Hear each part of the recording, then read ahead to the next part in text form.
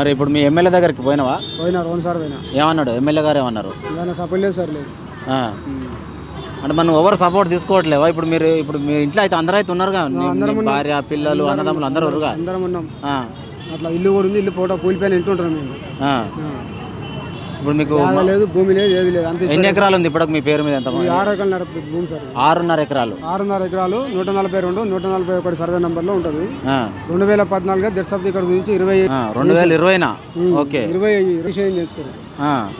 ఇప్పుడు ఒకటే ఎవరి పేరు మీద ఉంది ఆ భూమి? మా తాత పేరు ఉంది, నరసింహారెడ్డి పేరు. మా తండ్రి పేరు ఉంది కొంత. మీ తాత పేరు ఏం పేరు? నరసింహారెడ్డి.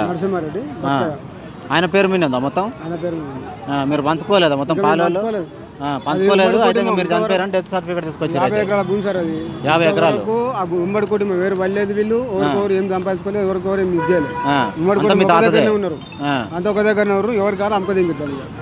అమ్మేసి ఇప్పుడు మాకు భూమి లేదని చెప్తున్నారు.